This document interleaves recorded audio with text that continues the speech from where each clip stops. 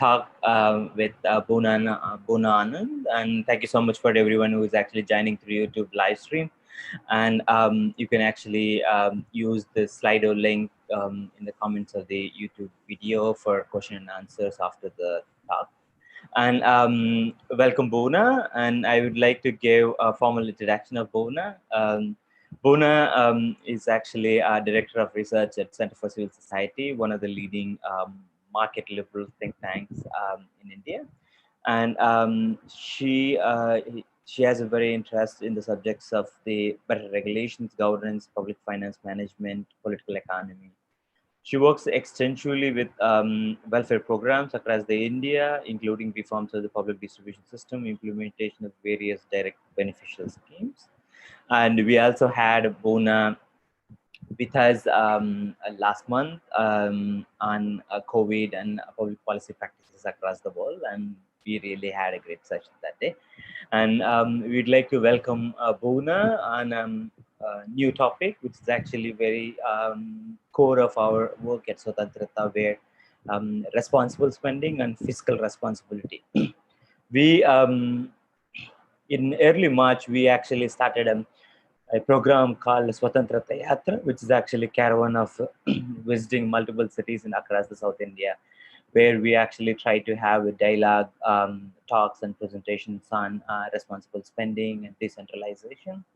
To continue that, we would like to welcome Bhuvana, and she's going to explain why responsible spending is very, very core for health of the Indian economy. Thank you so much, Bhuvana. Welcome and Thank you, Venkatesh. Pleasure to be here as always. Just a caveat, I think the talk that I'm giving is liberalism and public spending.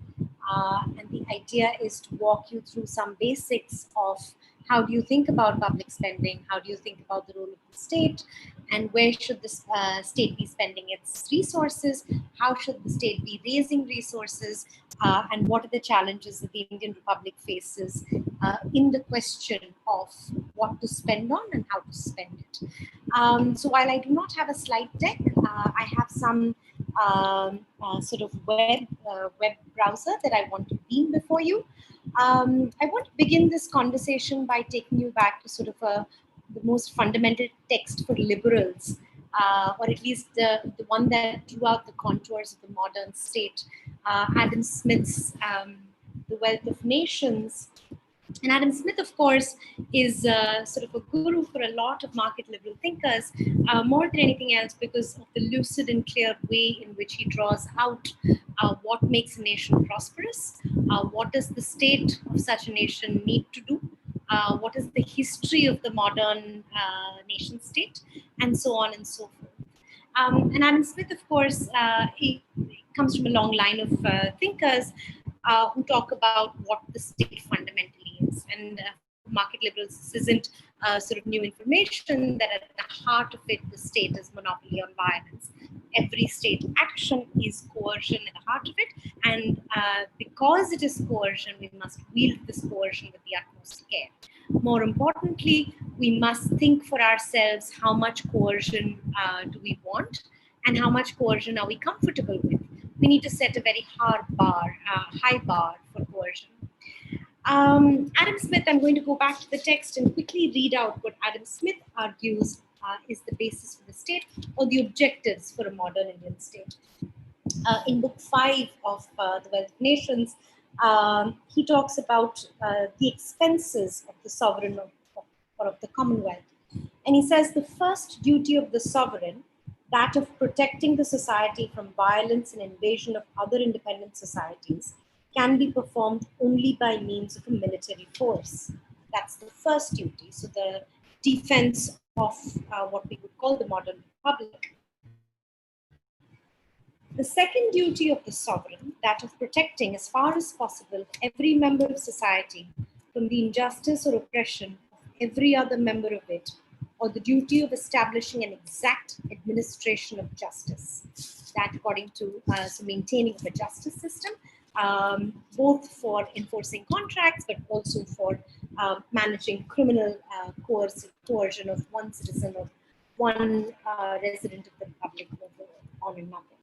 And the third, of course, that he says is the erection and maintenance of public works which facilitate the commerce of any country, such as good roads, bridges, canals, so on and so forth. And he also includes the education of the youth as part of his sort of meta objectives of the state.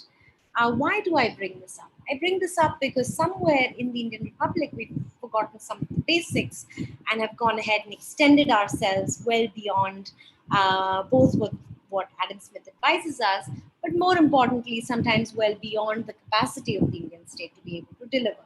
And I want to show you some sort of data points as well as sort of experiences of other countries in being able to tell us what we should be spending on and how we do it in fact today. I want to start, let me quickly screen share.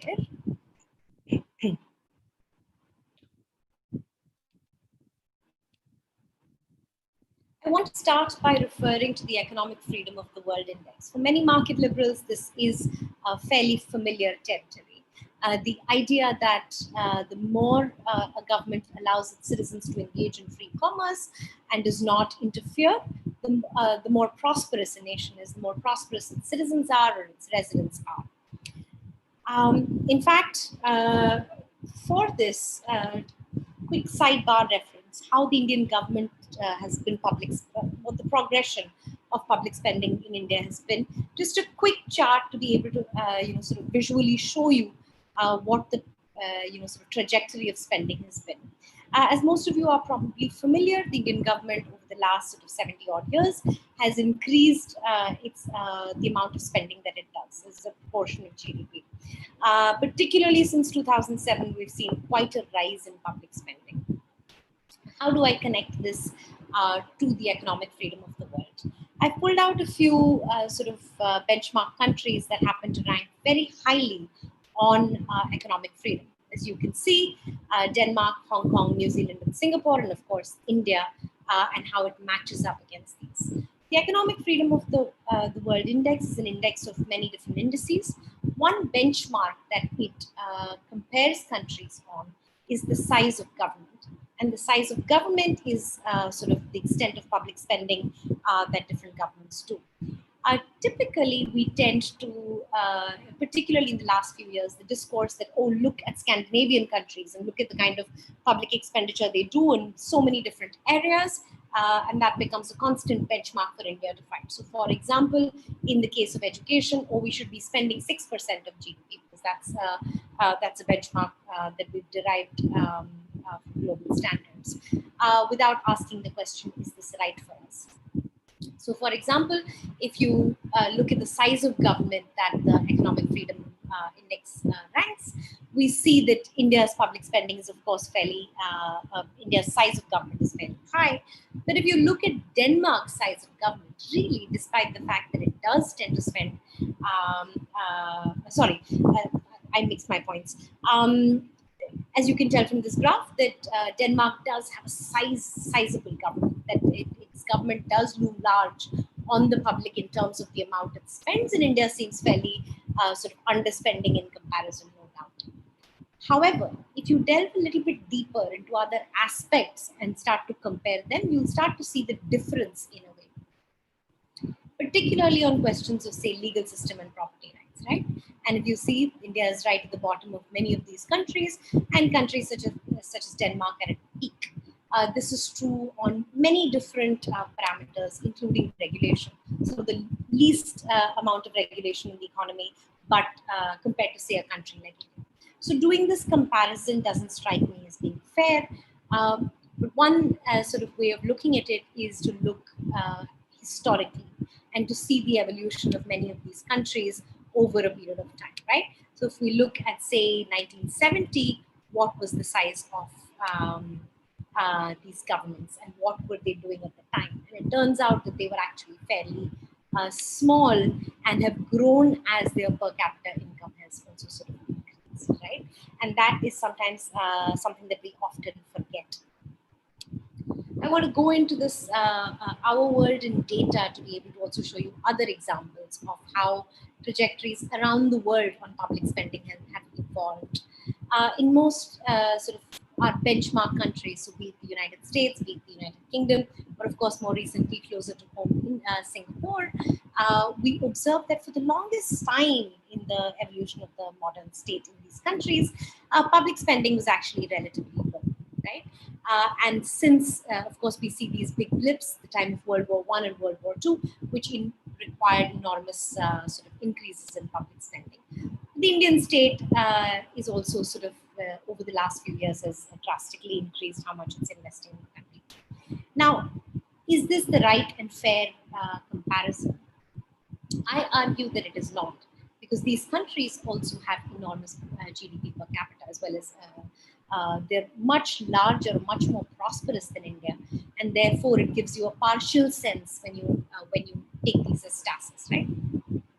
How do we know this? So take, for example, this graph right here. India, if you look at India, our spending is roughly, our per capita income versus spending compared to, say, the United States or even China, for that matter, many of the European countries that we hold up as benchmark, right? So the question is, did they become prosperous first, or did they start spending first and then become prosperous?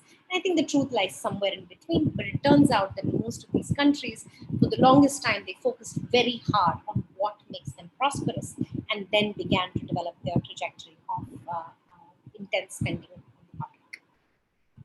How does the Indian government, what does the Indian government end up spending on? Particularly when we look back at sort of Adam Smith and think about the three top things that he tells us. One, of course, the defense.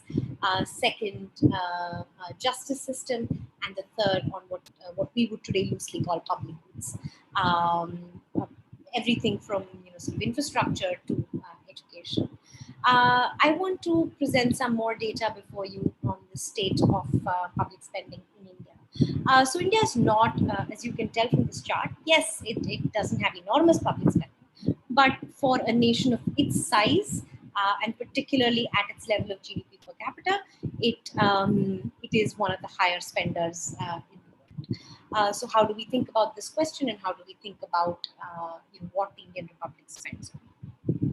So the first is just a quick sort of chart on police per 10,000 population. So if you go back to Adam Smith's second point, which is really the criminal justice system, one marker of it is our investment in the public goods of, say, police, keeping law and order, keeping the citizens safe, as well as then dispensing justice.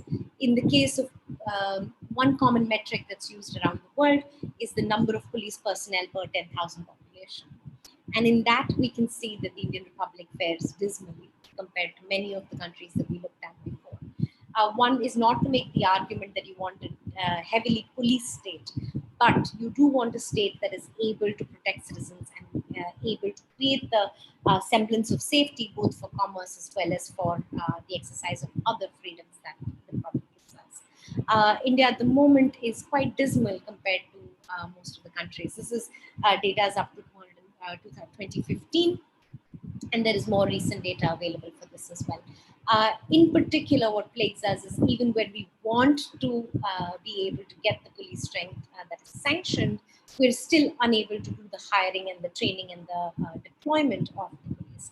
This is something that I will come to a little bit later in terms of how should you be thinking about spending, not just what you should be spending on. Similarly, if you look at the total number of professional judges or magistrates per 10,000 population, right?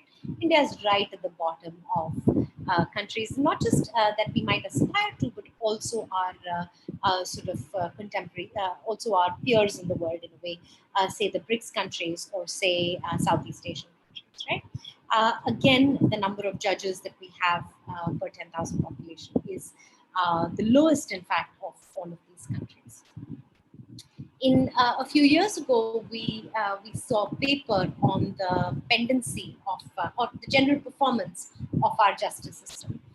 So, for example, courts. And one big metric that we have seen over the years is the pendency of cases in courts. Right, the pendency has increased, and 87% of all pending cases are in subordinate courts. It's not that our Supreme Court and High Courts are do not face this kind of pendency. In the subordinate courts, I think the number is about 3.1 crore cases are pending as of 2019, 44 lakhs in our High Courts, and about 60,000 in our Supreme Court. Why is this data point important? This data point is all of these data points, more than anything else, make the point that we underinvest in something that is so critical to us. If you recall, Adam Smith also uses the phrase very carefully, to be able to invest in institutions that are necessary for the promoting of commerce, right? That which will enable us to become more prosperous, or is sine qua non, in order to be able to be a prosperous as well as safe country. If we're not able to enforce contracts, if we're not able to create a semblance of safety, how do we move beyond and get what is it that we are spending on, and why are we lagging so far behind in what I call the first order functions of the state. Moving beyond, of course, this is an article by a former colleague of ours on the pendency story. Second is again related to the same question of spending on those kinds of institutions that will, or public goods that we call loosely today. And a second big marker of public goods is infrastructure. So if you, I want to again show you some kind of data, particularly competitiveness in infrastructure, comparison between India and China. Gross capital formation is what I wanted to show you. Why is infrastructure important? Because it has what we call a multiplier effect. In India, for example, you estimate that the multiplier effect of investment in infrastructure is about 2, which means that we're able to, for all the kind of 1% increase in spending as a 1% increase in spending on infrastructure is likely to give us 1.3 million jobs additionally, right? And therefore, there's an enormous amount of downstream benefit that comes from investing in infrastructure. Again, comparing, say, for example, one of our peers, which is China, and the gross capital formation that has come up from investment in infrastructure. And you can see the stark difference between the two countries in terms of both where we make the investments and how they're able to facilitate capital formation. This is another chart that I pulled out in terms of different countries, their existing stock in terms of public capital, but also their capital investment as a share of GDP. India, again, has been growing and doing far better, but our stock is really low, so we do need to escalate the level of spending that we do. But where is it? It also comes at sort of we're unable to make that match between what we spend on when we spend and how we do the spending. So several different countries, China, of course, has always, at least for the last many years, has been racing in the infrastructure space. But you can also see that many of our other sort of benchmark countries have set the bar really high for us in terms of public spending. What other things does the Indian state spend on, and does that hold any clues for us on what we should be doing better? Over the last sort of actually since the formation of the Republic, but really in the last 2 decades or so, the emphasis on social sector spending, broadly the category of social protection, but even within that on development spending, has really risen in the public discourse in India. I argue that this is an unfortunate development for us, because all public spending means trade-offs. Every rupee that you're spending in one area, you're able to spend less of in another area.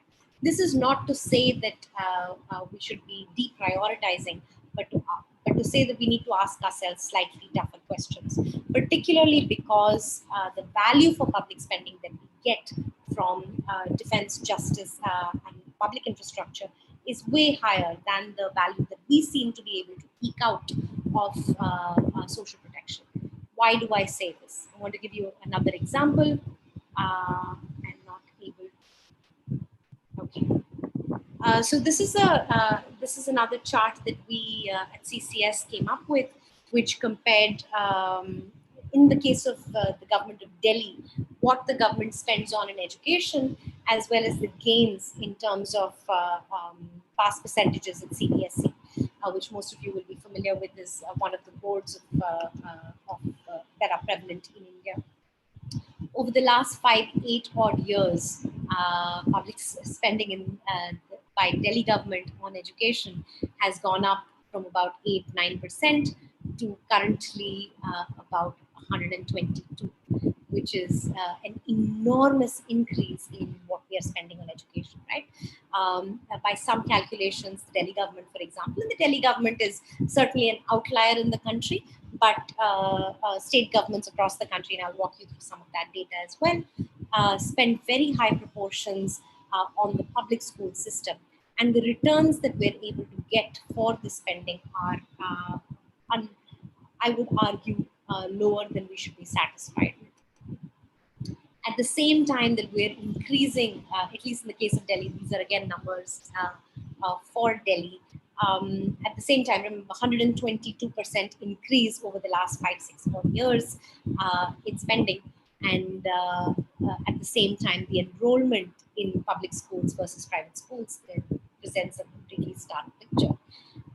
As our expenditure has gone up 122%, the enrollment in public schools has dropped and continues to drop per all records. At the same time, parents are voting with their feet and moving to private sector schools. Dr. Geeta Gandhi Kingdon had done a very interesting sort of paper a few years ago called The Private Schooling Phenomenon. And she shows us the value for money from public expenditure on education in India. So, for example, in different states, the government expenditure per achievement unit is about 859 in Uttar Pradesh, 70 rupees in Bihar, 1,000 rupees in Gujarat, and so on and so forth. Conversely, per achievement unit, private expenditure is about 30 rupees in Uttar Pradesh and 50 rupees in Bihar, and so on and so forth. So you can again see the stark contrast between what we're able to get for public expenditure versus what we're able to get for private expenditure, say, for example, in schools. Contrast this with the multiplier effect of infrastructure, which presents a very, very different sort of view. Jeff Hammer, then someone else will say, what about healthcare? And perhaps healthcare is the sector that we should be spending on. Again, the picture there is not very positive either. Spending on healthcare in India is not very high, yet the returns to that spending are really, really poor.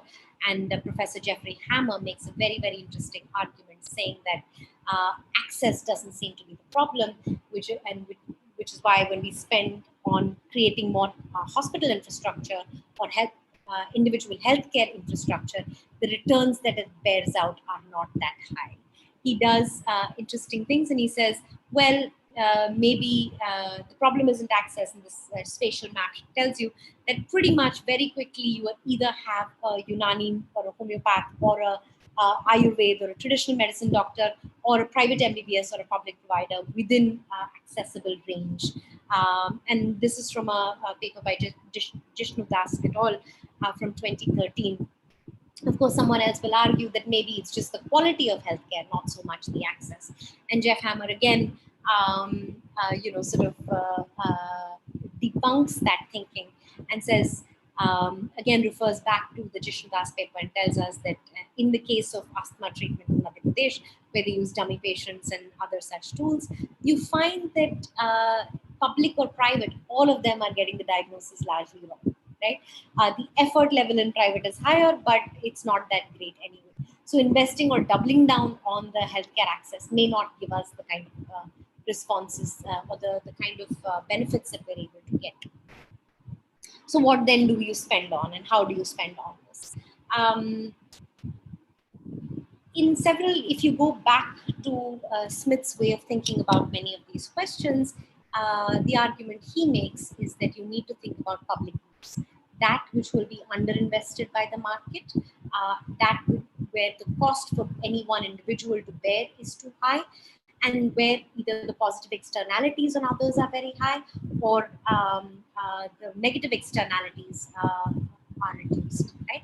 So how do we think about these kinds of questions? What should the government be investing on? So clearly the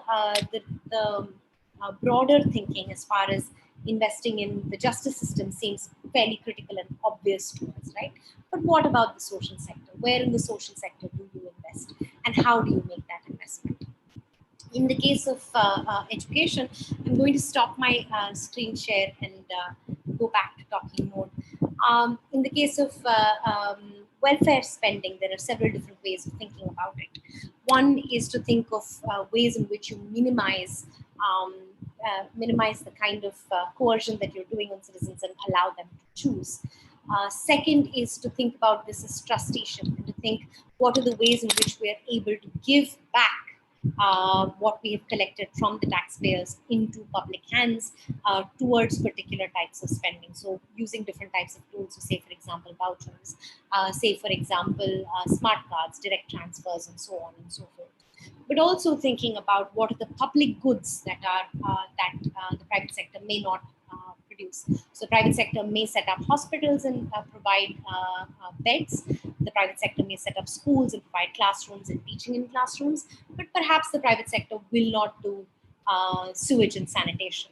Perhaps they will not be able to set up the kind of drainage systems, at least on their own merit, or be able to set up the infrastructure that is required for immunization, right? And these have enormous downstream sort of impact on the public. So there is an argument to be made that you want to think about many of the places that the Indian Republic spends on today. You want to divert it or modify it from the way it spends now, which is on provision, towards what is the public goods story that is contained here. Why is all of this relevant and important? All of this is relevant and important, again, sort of going back to where I started, which is that all government action is coercion. And the way that government is able to spend is by coercing, really in two ways, either by borrowing or by taxing. And some would argue that borrowing is really, sort of taxation in the future, right? And why should we be sort of careful about this kind of taxation? Because you want to be able to do two things. One, you want to be able to deliver value to the taxpayer for every money that you have taken away from him, right? Particularly in a country like India where taxation is largely regressive. So because our direct tax, the number of people paying direct taxes is so few, and really the rates for the indirect taxes with GST, it's about 18% now, are so high, the poorest are bearing the brunt of the tax system, right? Which means that every time you're spending a dollar of a per person's money, you've got to think really hard about what is the value to this taxpayer from the spending. The second is to think about what is the value for the user, right? So every time we're spending, what happens? What are the kinds of effects that we're unleashing onto the republic? So, for example, in the case of infrastructure, we saw that we're able to create jobs, that we're able to facilitate the movement of goods and services and people. We're able to see we're able to provide access to markets. We're able to simplify access to education, even or even to healthcare, or sanitation and sewage. So on and so forth. So what are the impact on the user from this kind of spending? I think I was given about 30 minutes, so I will start to wrap up. One sort of critical thing to keep in mind is that essentially all public spending is other people's money, right? Milton Friedman gives us a great way to think about this question, which is really what he calls the 4 laws of spending, right? Spending your money on yourself, you tend to be very, very careful about it. When you're spending your money on someone else, you tend to be very, very careful about it. When you're spending someone else's money on yourself, you're not that careful, right? Because your incentive to get that kind of value or cost reduction goes down. Taxation, however, is spending other people's money on someone else. And this is why it's triply tricky to be able to do public spending correctly, to be able to think of the right places to spend on and the right ways in which you do the spending. So I'll close with that, and I'm happy to answer any questions from the audience. Venkatesh? Okay. Thank you so much, Bhuvana. And it was really, really useful information. I was thought you were going to go through mostly about the topic of spending, how it actually Sure, sure. it is. But it is actually very interesting to see the numbers. I mean, like empirical data. We liberals actually believe in evidence and data-based public policy. So there is a one argument from the left that we hear most of the time, especially when it comes to the public spending, and they actually argued that if fiscal deficit is something that we don't have, state doesn't have a money, then state has to Borrow. get the money from the money, get the money or borrow, and through the rising of the taxes and other means. Do you think is that the solution that the state can do for solving the fiscal deficit, and how it actually impacts on the people? Sure. So again, the question is not so much whether the state can, because surely it can, right? But whether the state should, and how often should it, and to what extent should it, right? The way I think about it is that that should be the second question we ask.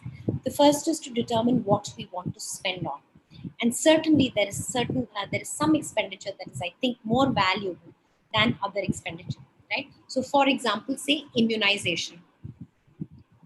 So the question of do you get vaccines for people, or whether you create drainage and sewage systems or build roads, right? I would argue that there is a case to be made for incurring government debt in order to be able to deliver on these priorities. Why? For two reasons. One, I think that the long-term benefits of getting this right are very high.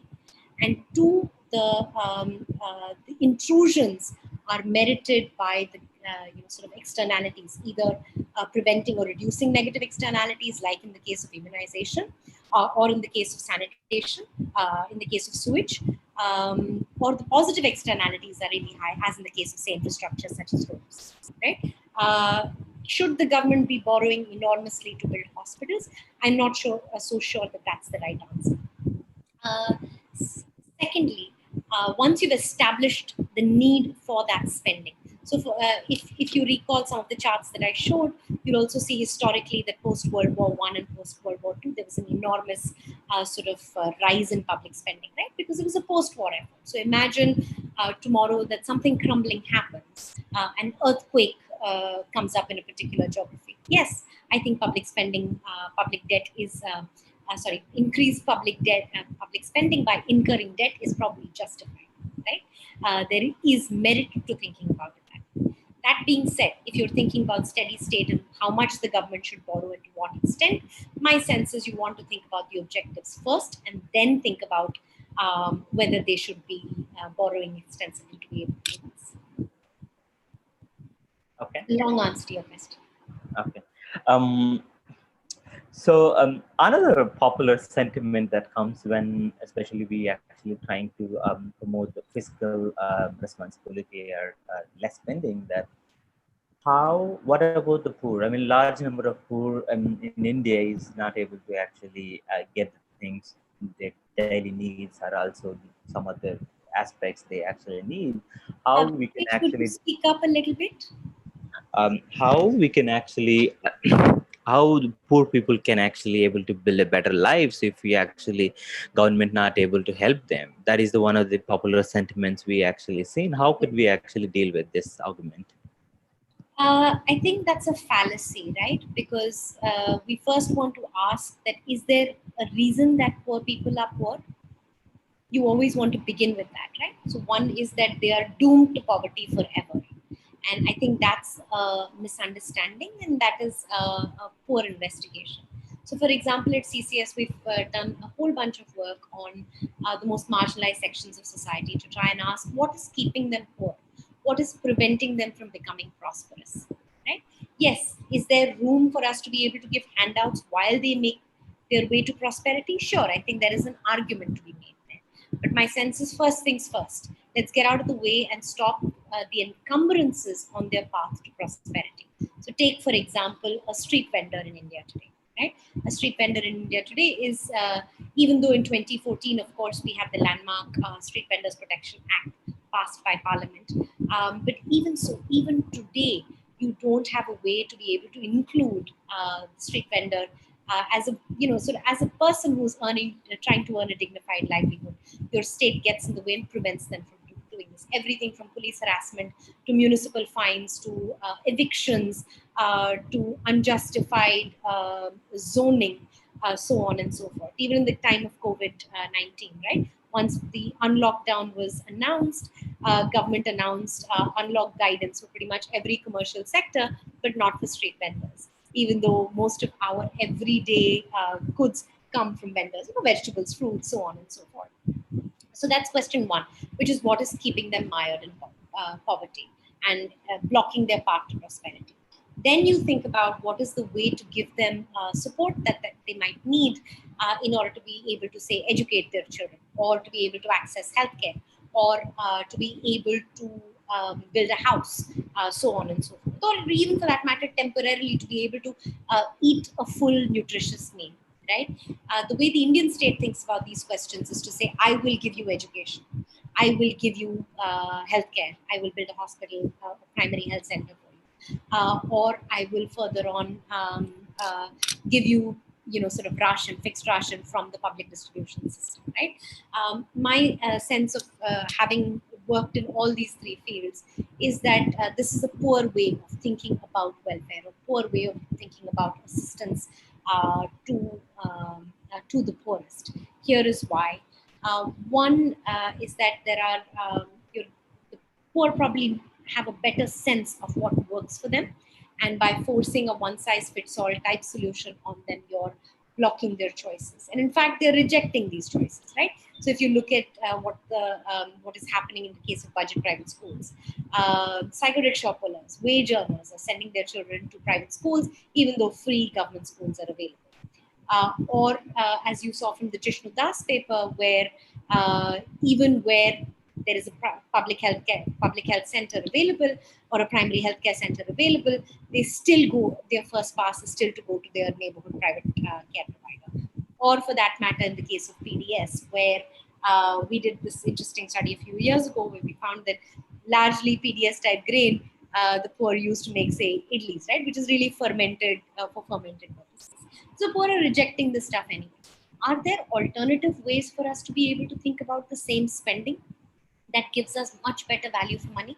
So, for example, an average parent pays about 500 rupees, a poor parent, about 500 rupees to send their child to a private school.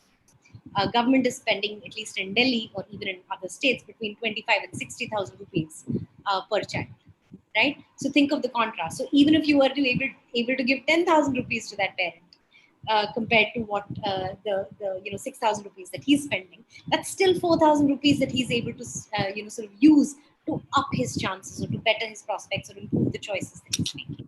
So there are different ways of thinking about the same kind of end goals, rather than the static way that we tend to think about it, which is that let the government produce and let the government provide. I hope that So answers your. yes. So to follow up on that one, you are actually telling that especially when it comes to improving welfare benefits that we can actually give, we state actually lacks the data what poor people want. It might Venkatesh, be I'm better if able to hear you very well. okay. So poor might state doesn't have much data on what poor people actually want Sure. with the money they have, or else the state that actually trying to give to them. So is it better to actually embrace the universal basic income as the solution for reducing the welfare state? It's a tricky question, right? I'm not enthusiastic about universal basic income for India yet.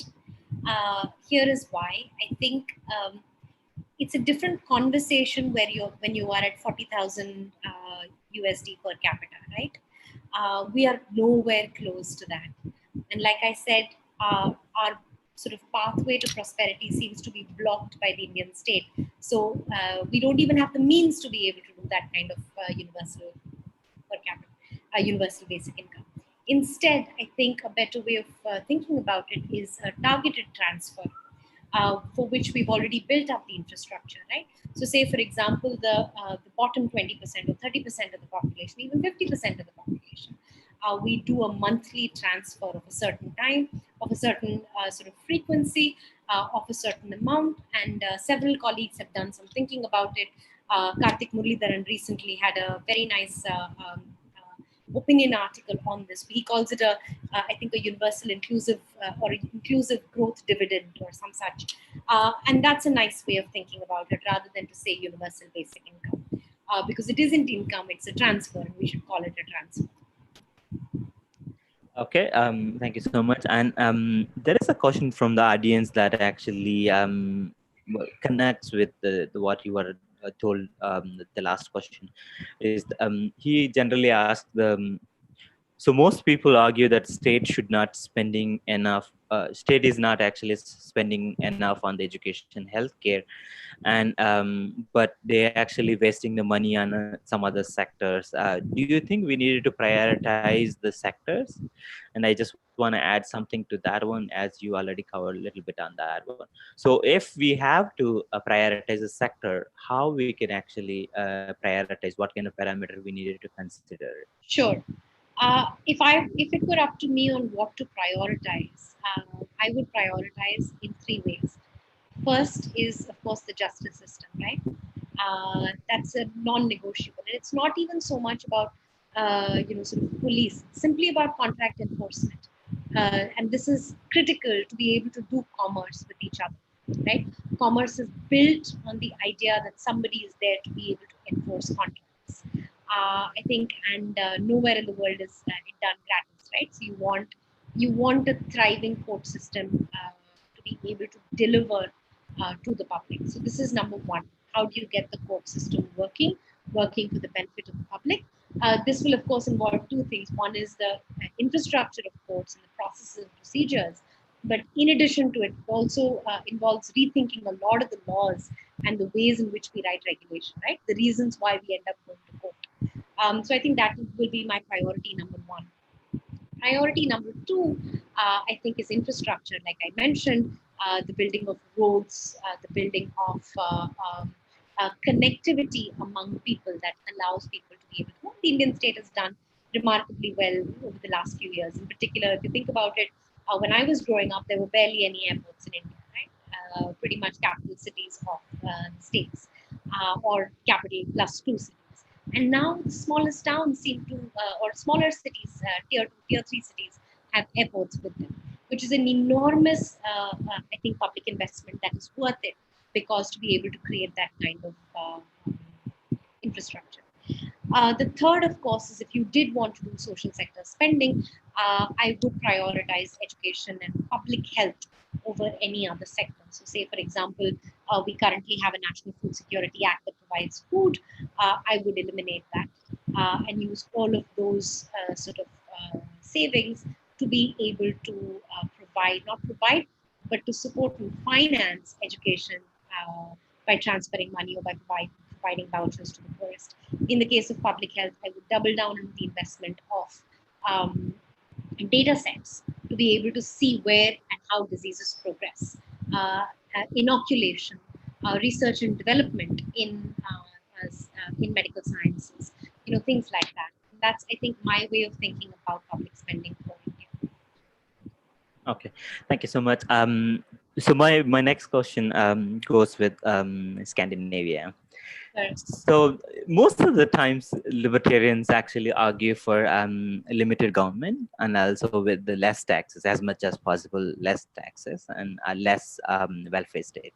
Sure. But Scandinavia has proven to be having a large welfare state, and even though they have less taxes, so how they would able to actually spend that much amount of money with the less taxes, and what kind of correlation there is between taxes and the public spending? Sure. I don't think that's factually right. Scandinavian countries do have a fairly high level of taxation, or at least comparable with most sort of OECD countries, as well as sort of big spending countries in that sense. I think two ways of thinking about it. Dr. Rajesh has a very nice phrase that he uses: "We are not a small size Sweden," right? And that's the wrong way of thinking about these things. In that, you don't just look at Sweden today, or you don't just look at Denmark and other Scandinavian countries today and say, oh, look, they have a public healthcare system. They have, you know, at least in the case of, not in the case of Sweden, but in other countries, you have public education entirely. Two things to consider. One is that most Scandinavian countries have a very, very high level of economic freedom. Their level of regulations tend to be very sort of low, even compared to a country like India. So that's number one. Second is that they didn't arrive at this public spending. They didn't start off their public at that sort of level, right? They grew into it as their countries became enormously prosperous. So really, the jump in this kind of public spending started only over the last 2.5 odd decades, right? Prior to this, they focused on getting rich, and that's where all of their sort of energy was. And if once we get rich, we can have the conversation about whether we need, sort of public healthcare and public education. But until we are there, because there is a second aspect, right, which is that in order to be able to spend, you also have to know sort of basic spending hygiene. Not so much about the objectives, but say, for example, accountability. Say, for example, value for money. Say, for example, procurement. You need to be able to buy things cleanly by giving the taxpayer value. You need to be able to do finance and accounting. You need to be able to do administration, right? The basic functions of the basic sort of organizational or management functions that you would see in any enterprise, you need to be able to do that to a high spec. You will only be able to do that. You don't build that capability overnight. You build it as you get wealthier, as you're able to think about these things and put down the DNA of a lot of these things, then you're able to do better.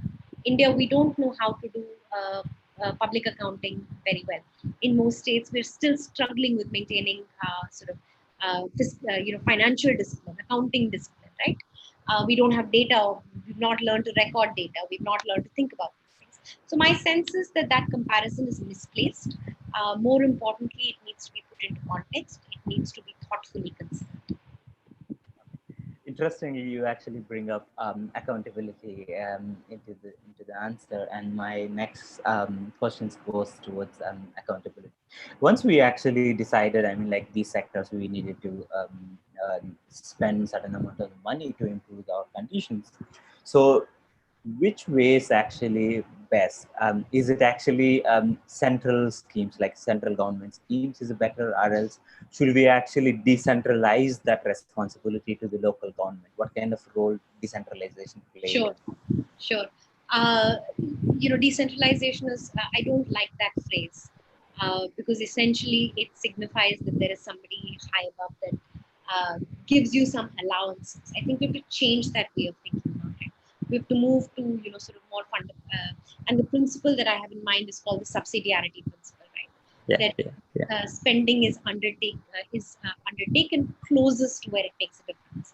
So, for example, on education and health, it makes sense that the local governments do the spending. The local government collect the taxes and do the spending because I can hold you accountable. For local police, it makes sense that it is governed at the sort of closest local unit as feasible, because then you would not be able to do police brutality. The policeman will be from your community. It's that much harder for you to do bad action. The US is a very interesting system, for example, where even public prosecutors are elected, right?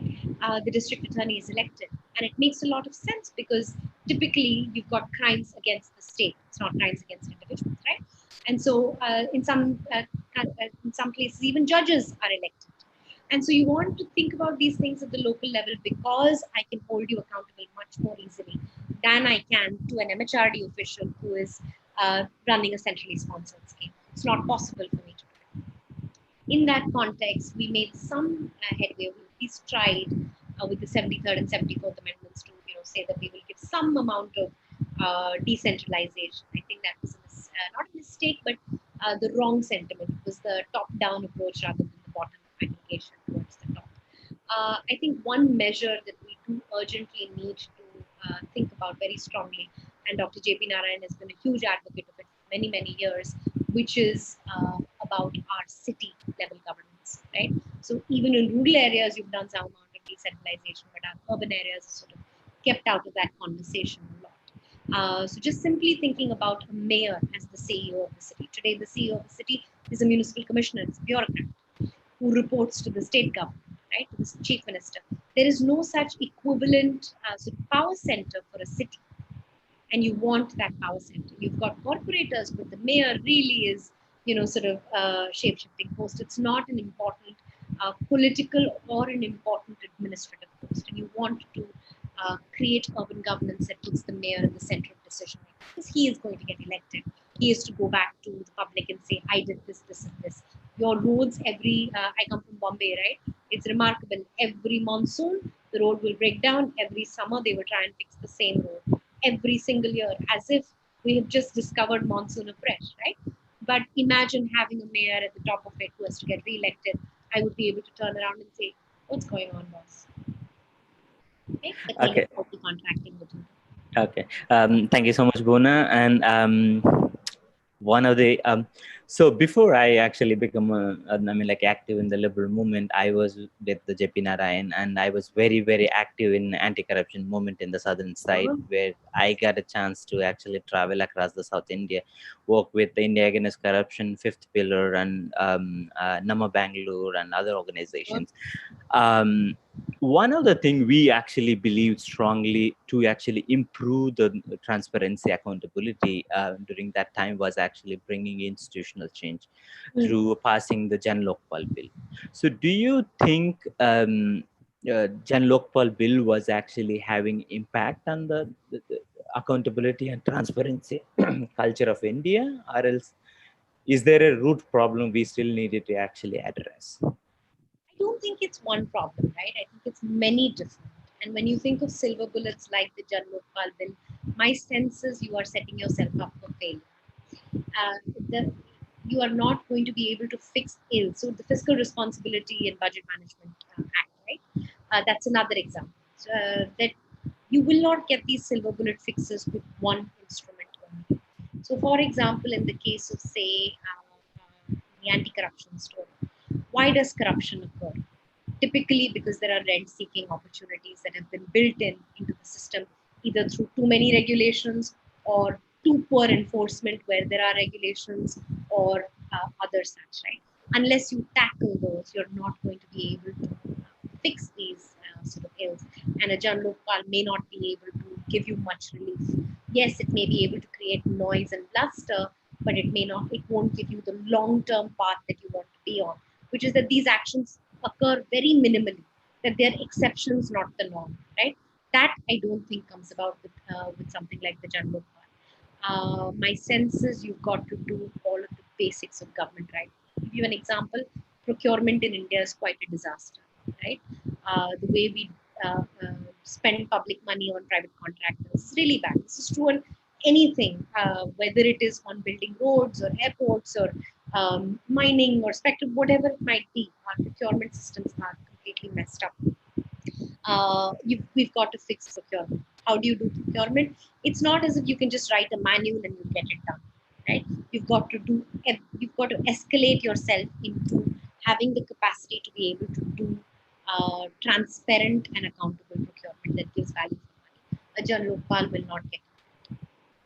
Okay, thank you so much. There is another interesting question from the audience, which actually talk about. So you mentioned the Indian infrastructure spending, and large number of the loans from the public sector banks were taken to the private infrastructure industry, and also most of them actually bailing out on it. They're not actually paying on it. So do you think private sector is the one of the reason what actually causing the public debt?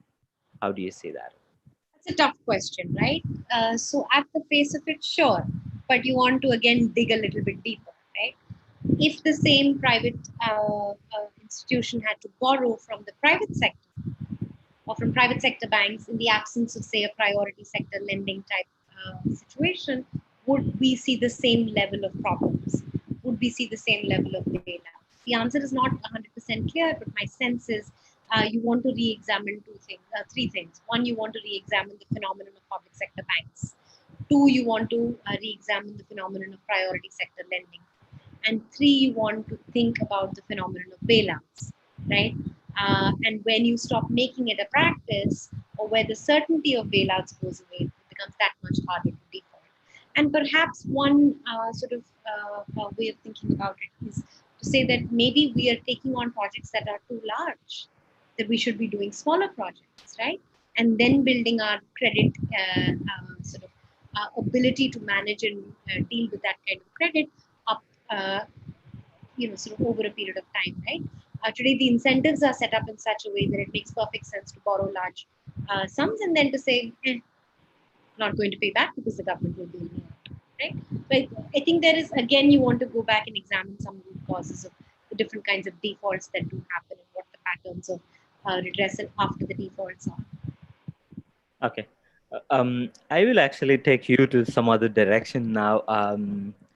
So a few days back, I'm having another Swakan session with Syed Kamal, who was actually European opposition leader, former European Parliament opposition leader.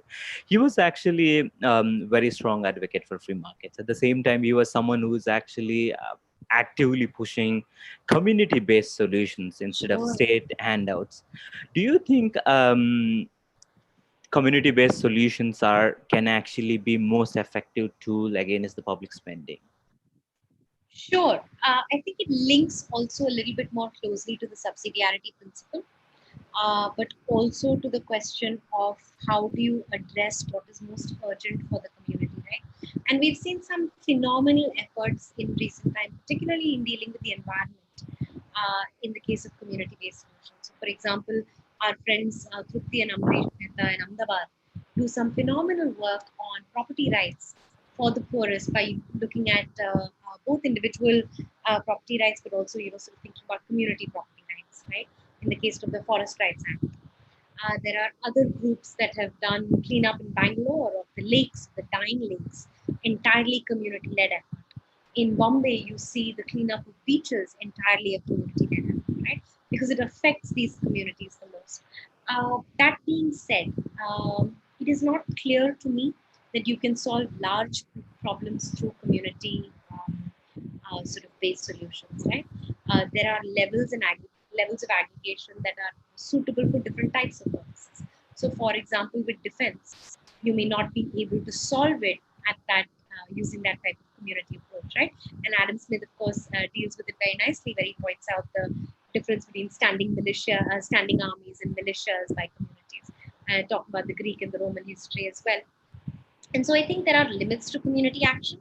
That being said, I think community action is really, really powerful in combination with the subsidiarity approach because you're able to solve problems that are closest to the people in the ways that are most effective for them, but also in the ways that they're able to build their own life. So that's a long drawn answer to that question. Okay, I think this will be mostly my last question for you. So most of the time, these welfare schemes, most of the politicians actually announcing like they're actually giving out of their own pockets, and Okay, also sure.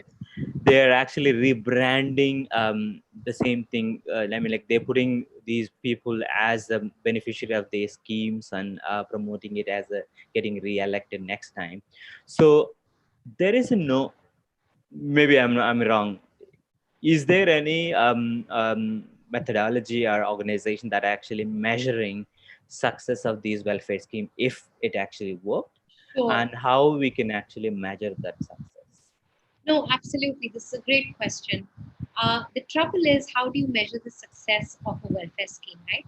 So, to give you an example, in the case of Manrega, which is the employment guarantee scheme under the Act, the benchmark for success for the government is the number of people who access the scheme, right? So, think about it. It is profitable for people to be poor and dependent on state employment. That's the benchmark of success. Whereas the benchmark of success should have been how few people need this, right? And so the incentives are all completely messed up. So how do you measure the kind of success of these schemes is not completely clear.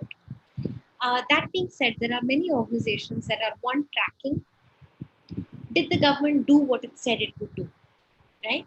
And separately, what the outcomes of this were. There are a number of independent groups. Accountability Initiative, for example, tracks how public spending actually happens, looking at the claims and looking at the reality of that spending. Other groups such as CCS and independent academics track the impact of that spending. So, for example, the chart that I just showed you on Delhi government's expenditure on education over the last few years and the CBSE pass percentages, right? Or the enrollment in public schools versus private schools, which is all kind of fascinating impact analysis. Geeta Gandhi Kingdon does a lot of it in the field of education as well. And in different sectors, you've got folks who are thinking and measuring what have we managed to get per rupee of public spend, public money spent on X purpose. But it's a hard question to answer. It's not an easy question to be able to say this is the impact of that kind of public spending. Okay, thank you so much, Bhuvana. And one other thing I would strongly believe measuring is very, very important. I think maybe I'm not a researcher per se, but I think we should actually measure success of the any government or welfare schemes based on number of people becoming independent of the government welfare programs or government spending. I think that would be one of the parameter. I think we can actually look into that one. And thank you so much for joining. And I think thank you so much all the participants who actually joined through the YouTube live, and also people who's going to actually watch later through the YouTube link. And we had a very, very great discussion today on responsible spending. And in the future, we would also, as we are actually responsible spending is one of our interested area, we would like to bring more in coming months. And thank you so much, Bona, for giving your time and support. My pleasure. Thank you for your time, Venkatesh. Thank you, audience. Have a good night. You too. Bye bye.